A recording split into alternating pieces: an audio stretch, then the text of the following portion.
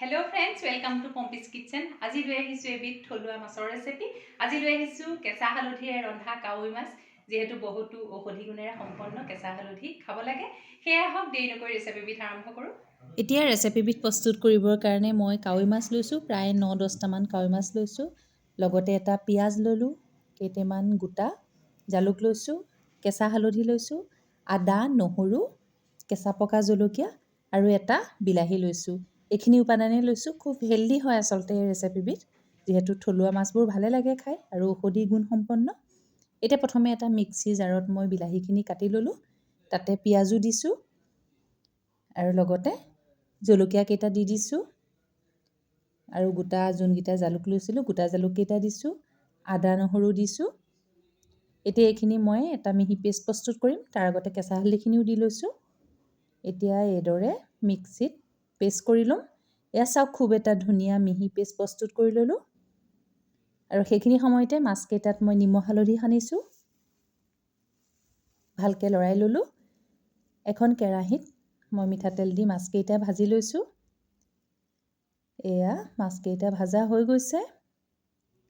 এতিয়া কাঢ়ি ৰাখিলোঁ আৰু এতিয়া সেইখিনি তেলতেই মই অকণমান কালজিৰা দিছোঁ আৰু পকা জলকীয়া, কেঁচা জলকীয়া দিলোঁ কেইটামান আৰু লগতে পেষ্ট কৰি লোৱা মছলাখিনি দি দিছোঁ। খুব ভালকৈ মই লৰাই দিলোঁ। হিচাপ অনুসৰি নিমখ দিছোঁ আৰু মছলাটো ভাজ খাবৰ কাৰণে অকণমান ঢাকি ৰাখিছোঁ। প্ৰায় 5 মিনিটমান সময় এয়া হৈ গৈছে ঢাকি ৰখা। মছলাখিনি খুব ধুনীয়াকৈ ভাজ খাই আহিছে। এতিয়া তাতে পানী দি দিছোঁ হিচাপ অনুসৰি। আকৌ অলপমান ঢাকি দিম, যিহেতু উতলিবলৈ দিম।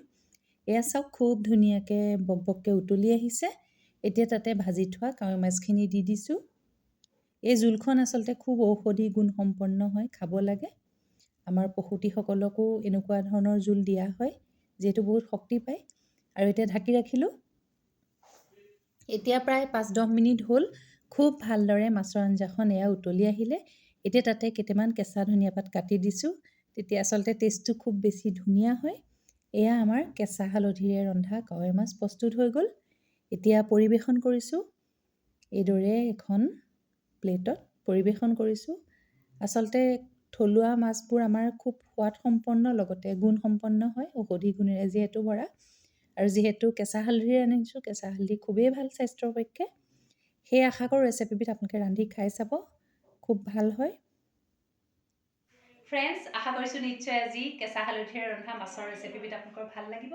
এইদৰে ৰান্ধি খাই চাব আৰু লগতে মোৰ যদি ভিডিঅ'সমূহ ভাল লাগিছে, কাষতে থকা বেল আইকনটো প্ৰেছ কৰি দিব আৰু মোৰ নতুন নতুন ভিডিঅ'ৰ নটিফিকেশ্যনসমূহ পাই থাকিব, চাই থাকিব পম্পিছ কিটচেন। আজিলৈ ধন্যবাদ।